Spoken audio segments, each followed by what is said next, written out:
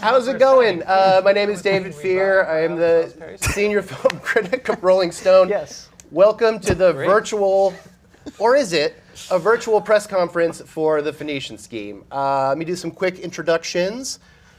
Writer-director Wes Anderson, Benicio del Toro, Bryan Cranston, Michael Cera, Scarlett Johansson, and Mia Threapleton. Did I pronounce that right? You did. Oh, awesome. I got it the first try. Done. I have got some of your questions from the participants here. I've got some of my questions. We're just going to go through this. It's going to be a nice, lovely 45 minutes.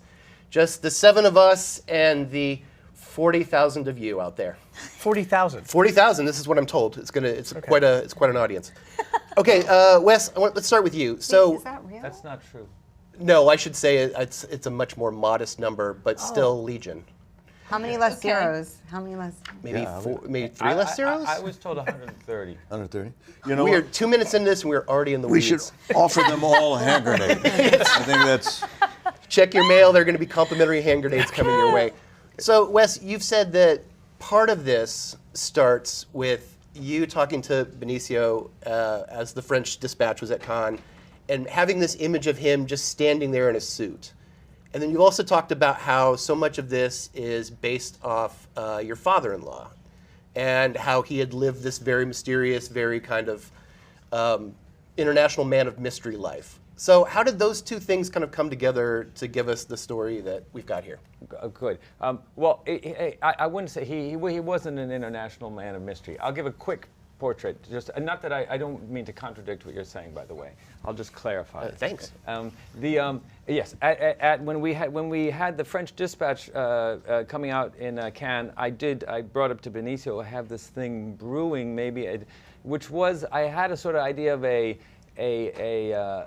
tycoon, a Euro tycoon, like somebody who would have been in an Antonioni movie or something. Mm-hmm. That visual. I did have this idea that he was probably hurting, that he was going to be in physical distress. Somehow that was the image of this guy who you sort of can't kill, and he has a very expensive watch, something like that. But in the course of time, it started mixing with my father-in-law, my wife's father, Fuad, who was an engineer and a businessman, and he had all these different projects in different places. And he was very a kind, warm person, but very intimidating.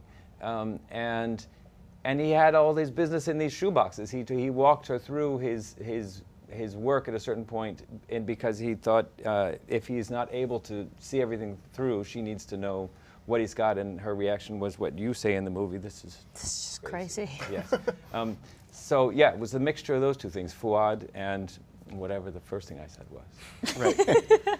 The man in pain in a suit, right? Exactly. Speaking of which, so I know you got involved with this very early on, Benicio, when this was still in the writing stage, I think, with you and Roman Coppola, right? That's right. Okay, so can you talk a little bit about how, as you're sort of figuring out who this character might be, you were contributing stuff to the script that was complementary to what they were already putting on the page? And I'm also wondering if there was something that helped you kind of crack who this guy was, if there was a key, a small thing, a gesture, which is something.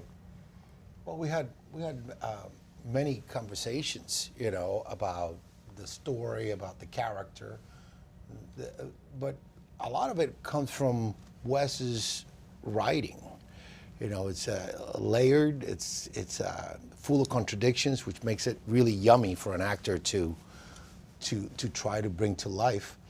And there was elements of collaboration. I think one that I remember was that at some point my character Zsa-Zsa is meeting his daughter for the first time, played by Mia Threapleton, and the tutor, played by Michael Cera, is in the room, and I remember telling Wes, well, I'm giving a lot of private information to my daughter. And there's a stranger sitting right there. And, I don't know, I feel uncomfortable as the character giving all this information in front of a stranger. I'm telling her about my bank accounts and my everything that deals with like secrecy. And Wes said to me, well, we'll polygraph him. And I went, well, okay. And you know, and very quickly he came up with this idea of a lie detector, which is a portable pocket polygraph, which PPP. yeah, there you go. And in The P3, 1950, it was probably the size of this building, but he made it into the pocket version, and he called it the lie detector. And so that's kind of like, that was my, you know, I'm kind of like looking at it like being in the place in the moment, and you know, but you know, the character is on the page. The backstory of the character is on the page. Yeah. You know, so many movies we do, we create backstory if we have to, right? Right. But this was on the page, so. Before I get to the rest of the cast, I've got a question here from one of the participants about the opening credit sequence. And it's great because we have already met Zsa-Zsa at this point, and then when the credit sequence goes and you have that overhead shot, it's really great at kind of setting the tone and the pace for everything that we're going to watch after that, especially because that opening preamble is like so visceral and kind of shocking in a lot of ways, and then this sort of just kind of glides you into the rest of the film. So they'd like to know about how you conceived that and what it was like to act that scene and how long you were stuck in that bath. Okay, most of that, Benicio can do most of that. And I don't know the answer to the first part of it. I know I had the music. I thought this music is right for this character. I mean, in the script, I think I had put he's in a bathtub being attended by all these people. But the sequence in the movie evolved from something or another, and I think his experience of it is interesting. It's the real experience. Was I sat in the bathtub, and Wes walked up to me, and he said, "We're going to shoot this in slow motion." And I said, "Oh, cool." So I'll read, I think, I'll drink, you know, get my medicine. And then he said, "But I need everyone to act really fast." So now I went like, wait a second, if we're going to act fast and you're going to be doing it in slow motion, doesn't that cancel the slow motion? Let's do it in normal speed. And he said, no, it's going to be different. And then I got to see it, you know, after he put it together. We were there for a long time because he wanted, it was all done in one take. So we did it, I don't know, like 30 times or 20 times. Yeah. Because it 30 was, well, it was a lot of moving pieces. There's a lot of nurses, I think 6 or 7. They're doing different things. I think one of them had to run around because we were doing it on a set and come in from a different doorway, and it was quite a thing to see. And I turned into a prune. But basically, I think that when you see it, it's unique. It's different. It's not just slow motion, you know. It has this other thing. Well, it's the music. It's the music is a big part of it too. You're playing with the music. But I think with movies, would you say this is normally the case? When you're doing a movie, you're rehearsing. The rehearsal and the shooting is kind of all mixed together, right? And with a thing like this, the music is a dance. It's a ballet. And so there's choreography, but you're kind of choreographing and shooting it all in one thing. So the whole experience is it all happens at once. Did you play the music back while they were shooting? Yeah. I think you did, yeah. We played the music, but the thing is, we were Very shooting. fast. Is what? No, the music was moving at normal speed. It's the only thing that was moving at normal speed. But that's the good. Scarlett makes a good point, which is we're playing the music to choreograph it, but we're shooting it at whatever it was, 90 frames per second. So it's not actually relating to it, so that's just confusing. And then you had him acting faster than he normally would. Well, I want everything had to happen fast, otherwise it gets too slow. The slow motion gets boring. Yeah. So Any if you- mishaps? Any big mishaps? Oh yeah. mishaps. Maybe I missed my mouth. Yeah. When I was eating, just hit my cheek. Drop the Trying book to in go the really bath. fast. Yeah, drop- exactly. We just go again. We would just Yep. go. we just Look, go 30 again. takes is a lot, but if it was Kubrick, it would have been 50. So you got to count your blessings there. We all wanted to get it right. We really did. It was one of those challenges that as an actor you just wanna get to the finish line. You want to do it right, So it was fun. This is very much an ensemble movie, and there's a really wonderful cast kind of swirling in and out of these stories, these set pieces in this story.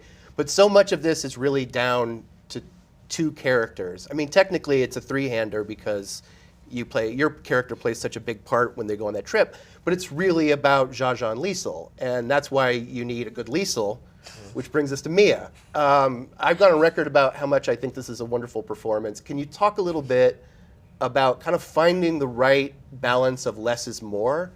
Because so much of this is just small little gestures, like you're moving your eyes one way, or there's a little discernible You shrug. said that we've spoken before, and Yes. I want to talk about The that shrug. The shrug tiniest is little shrug that is so small. it's so small, and yet it tells you about this character, and it's this beautiful little beat that happens. And to me, like that's so much of that performance are all these beautiful little beats. We could talk about the holy water with the assassin in the elevator. Yeah. It's little things like that.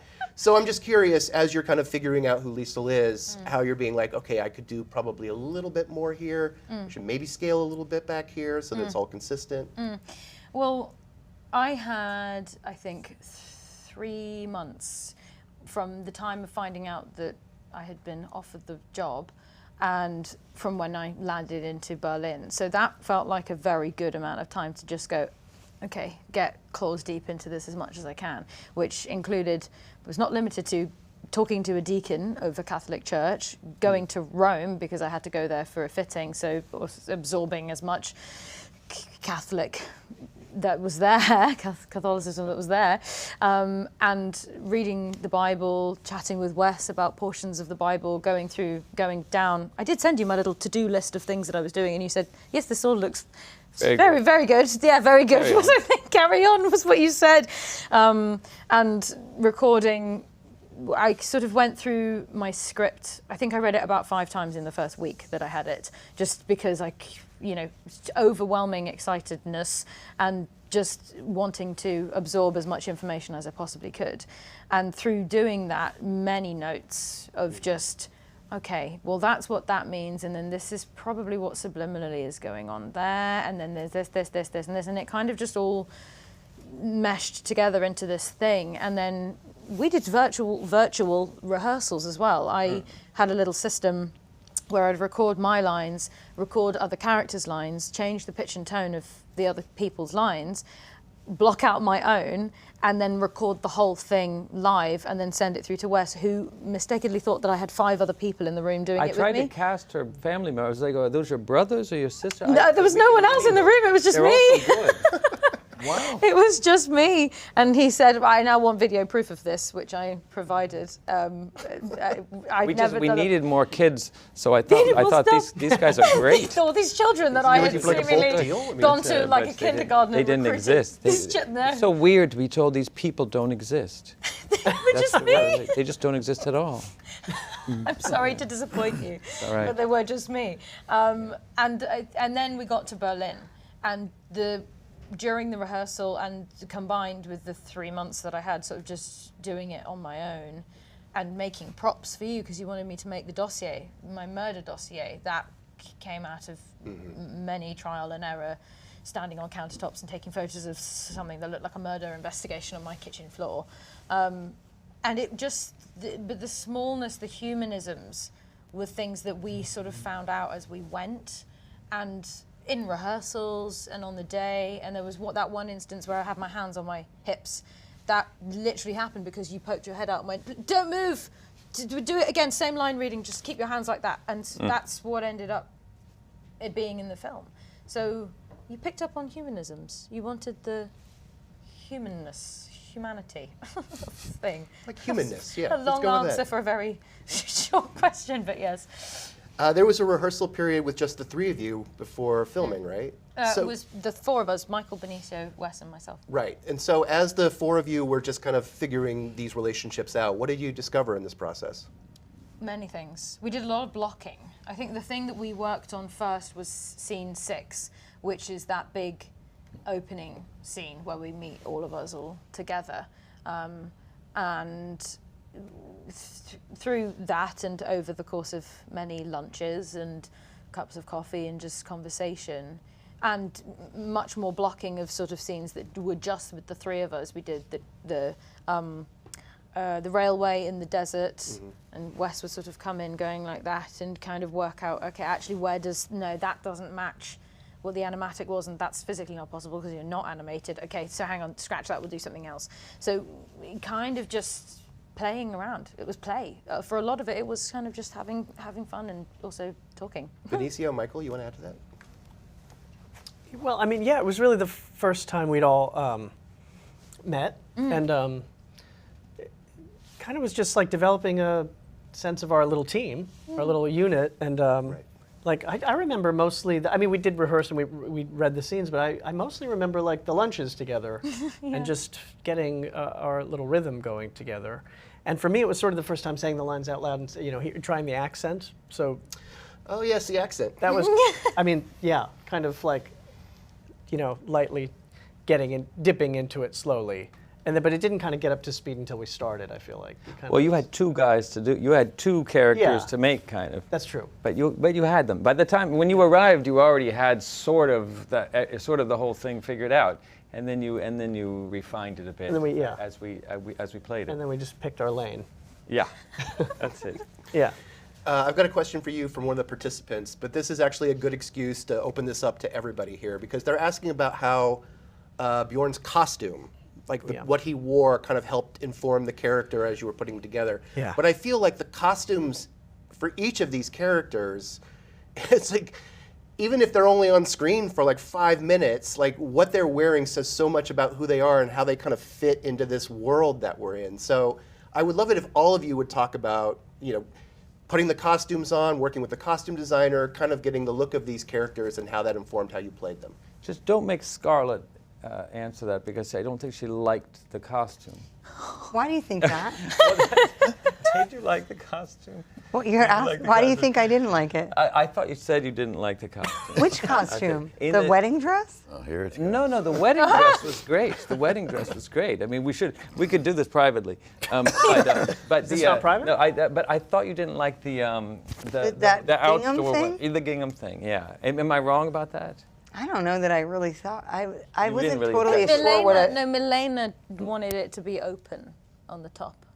There was a lot of conversation about the buttons. The buttons on the top. The buttons. Uh-huh. I don't care. I'm not really that particular about. No, I thought it was kind of great, because I thought you were happy to wear a costume you didn't like, and made it look Why good. you just made that up? But I remembered it mind? wrong. It's Dave, this is really not right.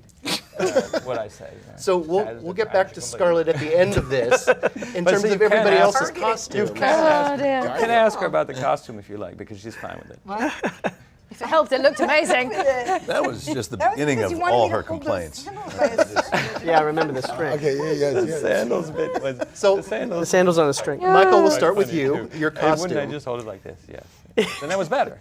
That's improv. The best is when you said, "Can somebody bring it?" I had these it's not even worth Go, it. go, go. No, it was ridiculous. Go. There's No, just We'll a back you process, up. there's It just didn't a make any process. sense.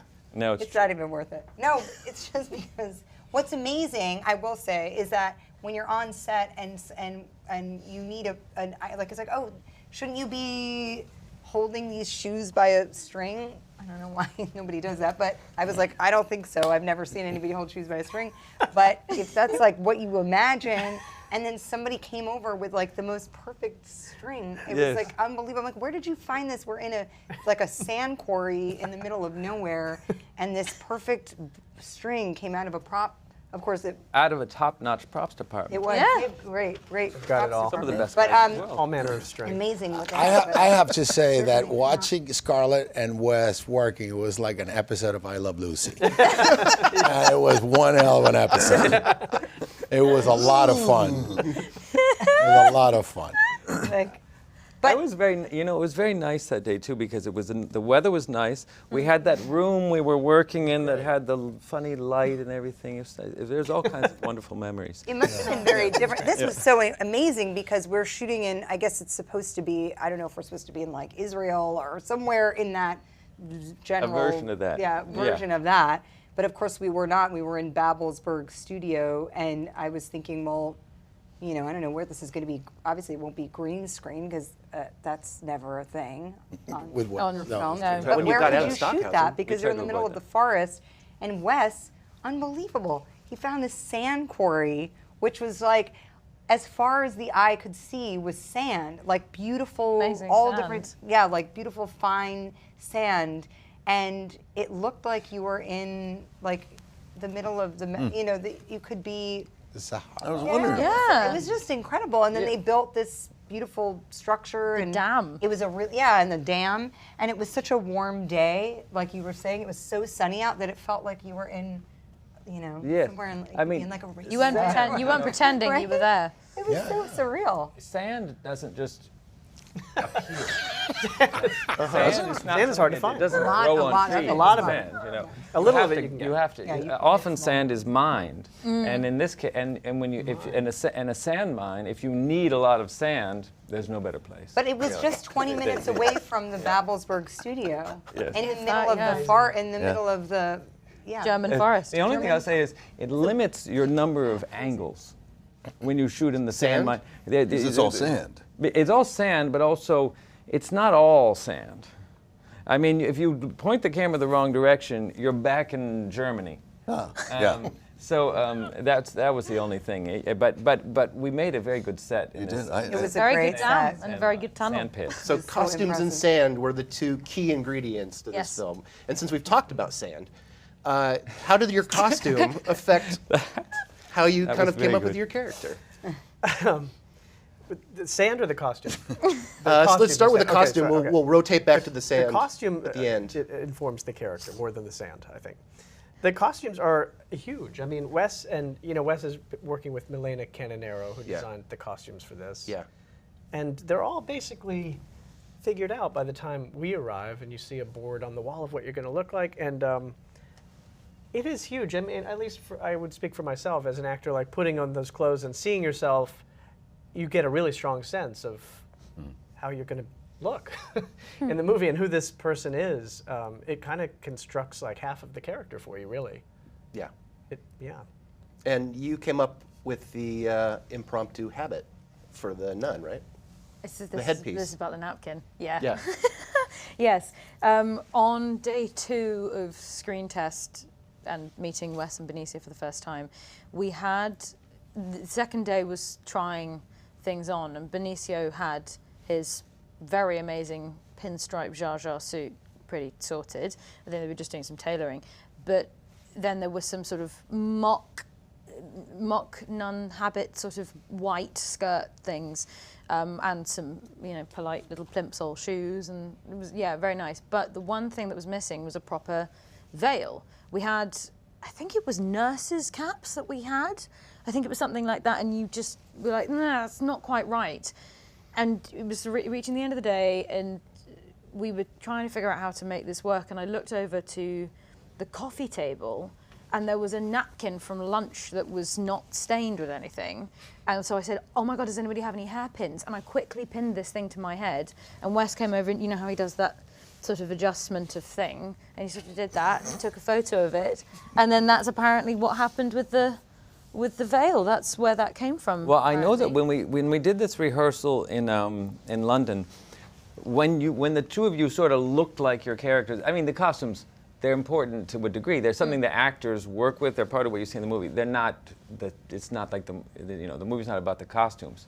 But when these two people were in their costumes together, I felt like they were the characters. It was the moment I said, okay, so that's what the movie's going to be like. This is good. These guys are going to be good together. With a napkin on my head.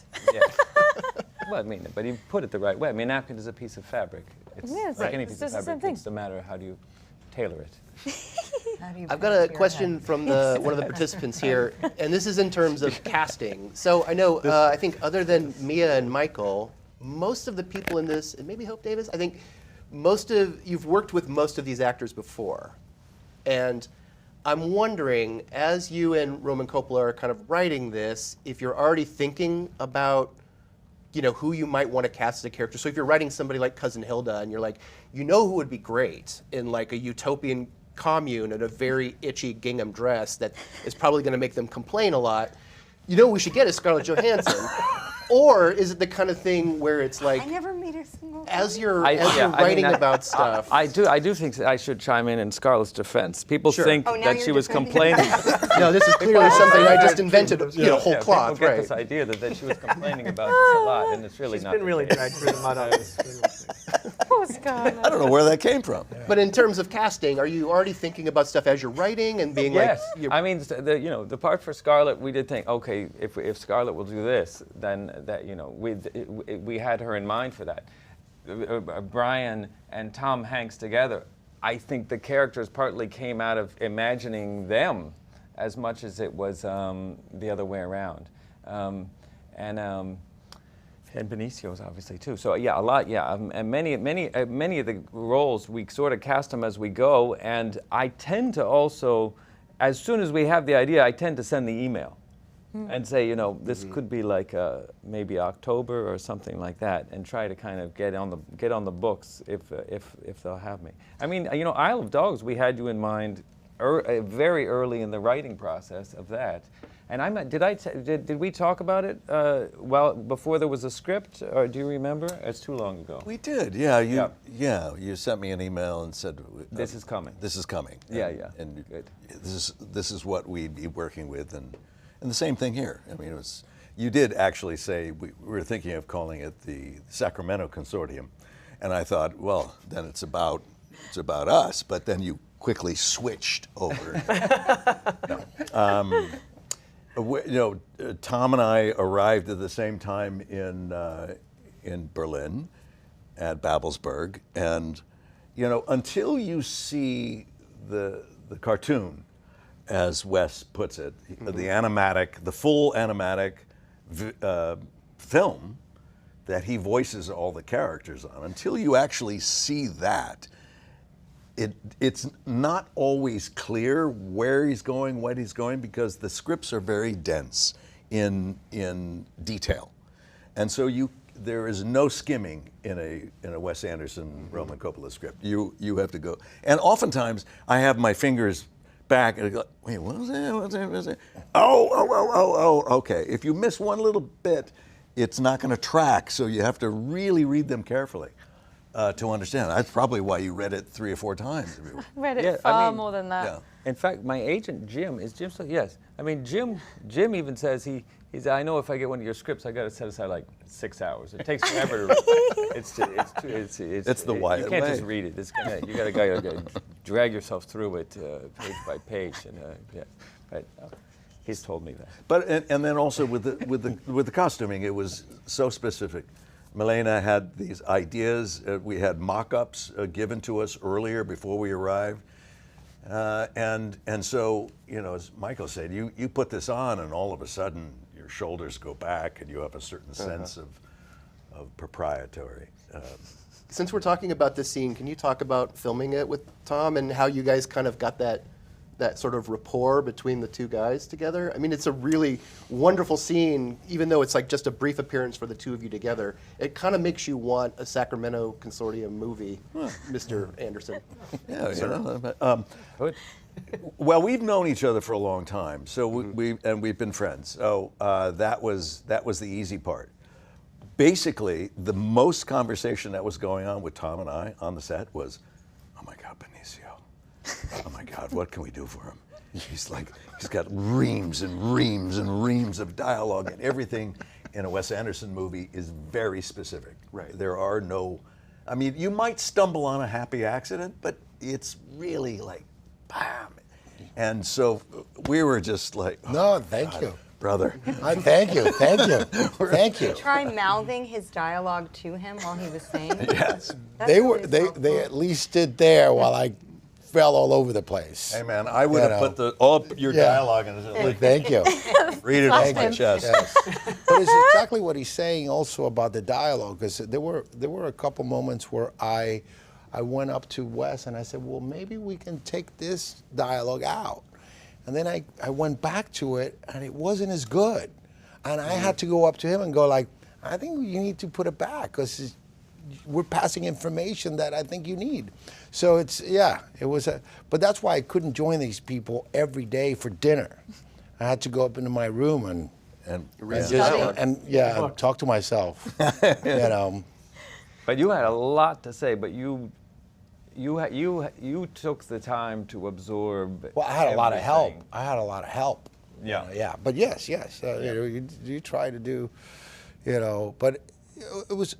working with Wes on a movie like this, with the cast like this, you're motivated. You can go that extra lap. You can. So it's you can push yourself a little bit harder.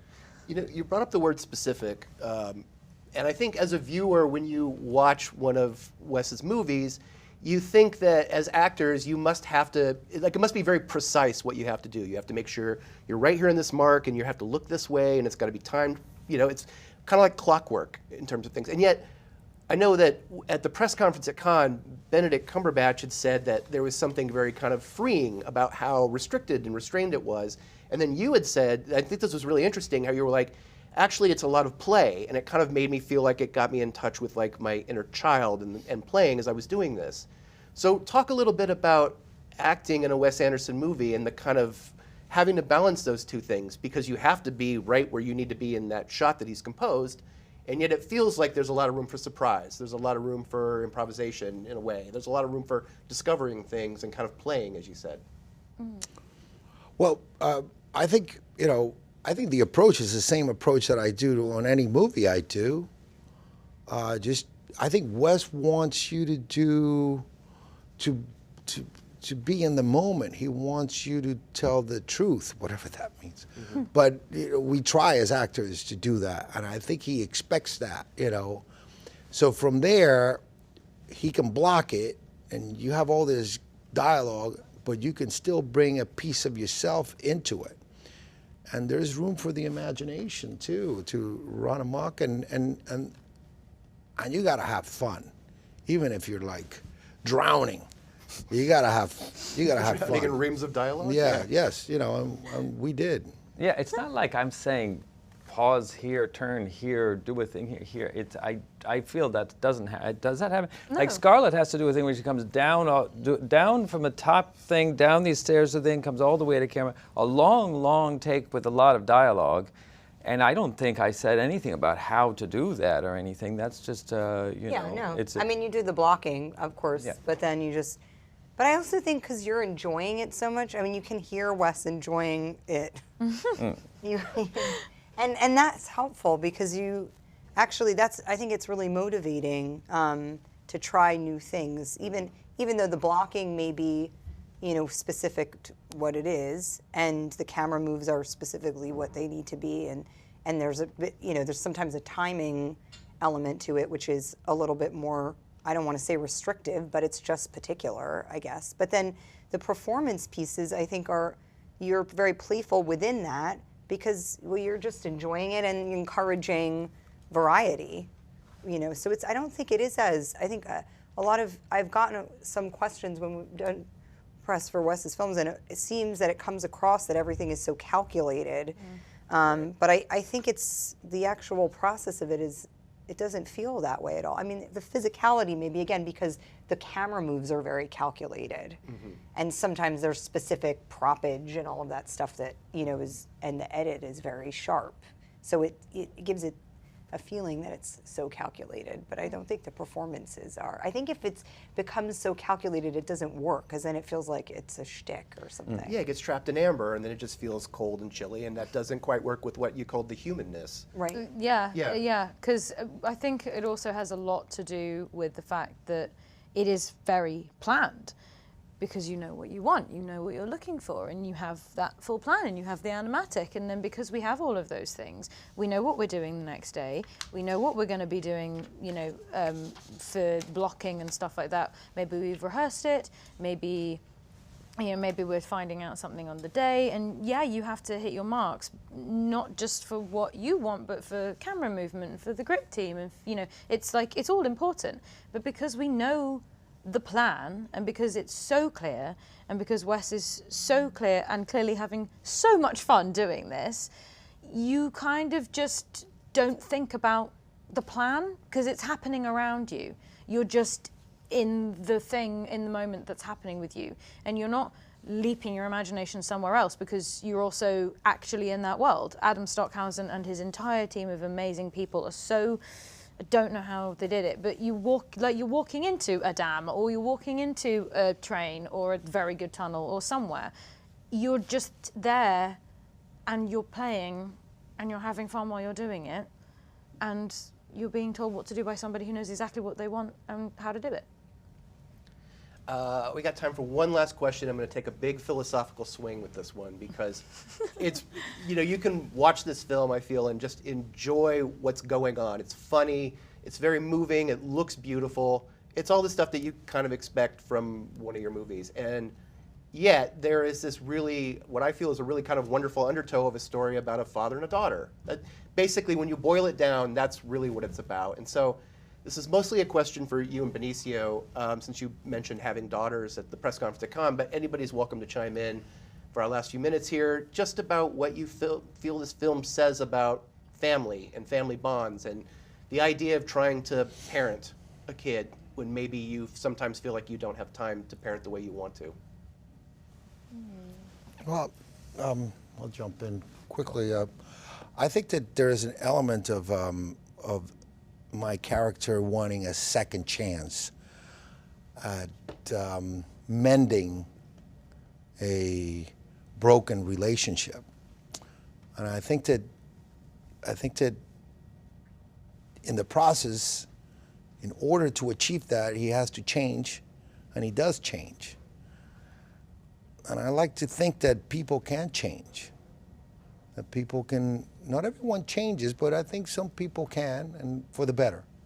And I think that there's an element to that, and thanks to the relationship with his daughter, I think that's something that the movie has. I think it moves me when I see it, Yeah. I don't know if we were thinking about that or I wasn't thinking about that, but when I see it, I see, wow, there's and I've seen people change for the better, Yeah, so, In life. in life. Yeah. Well, that last shot, really tells you, not that they've changed for the better, but that there actually is a way to kind of find his version of what I think is domestic bliss. Yeah, I had a thought sort of after making the movie, maybe seeing the movie when we had it all put together, that I think sometimes you sort of realize what you had in mind, but you don't. You're not totally conscious of it. I told somebody this, my agent, my theory, but he was like, "That's obvious. Of course, that's what the movie's about." I don't understand. How could you not know that?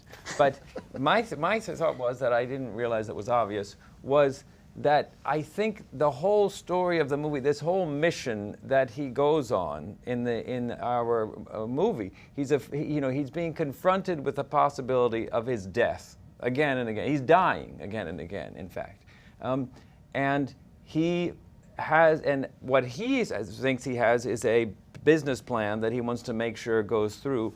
But I think maybe from the beginning, in a way, his whole business plan is really a mechanism for him to get back together with her. He's acting like he's making her his successor, and really, it's more about what's going to happen between the two of them right now. And it's almost, the business plan almost becomes like a ritual for him to be reunited with his daughter, and whatever happens to the business. And in that sense, his plan goes great. So that's He wins. Yeah, he does well. Yeah. And at the end, and also it's better for the world if someone like our character, Zsa-Zsa operates on a smaller, more local scale, I think. We can say that about a lot of people. Some people who do big things, it would be better if they did smaller things. Sure, yes. sure. Contained would be one word. Yeah, yes, I get it. Sure. You don't have to do it to all of us. You could just do it to a little group, and sometimes that's good. Well, Zsa-Zsa wins, and I feel like we all won today. So thank you guys so much for being here. My apologies to everybody whose questions I didn't get to today, but the good news is we're all going to meet back here 1 week from now. We're going to do this all over again. A whole new batch of questions. It's going to be all 7 of Whole them. new batch of actors Every as well. week Yeah. now until doomsday. We're just going to come back and keep talking about the Phoenician scheme, as well we should. Thank you guys so much for participating. We're all and booked for thank you that, guys right? for being here. Okay, good. I We'll think be so. here. Yes, We'll be yes. There you go. You heard it here first. Yeah, okay. Thank you. And Kim's Thanks, video Thanks so is much. Patreon.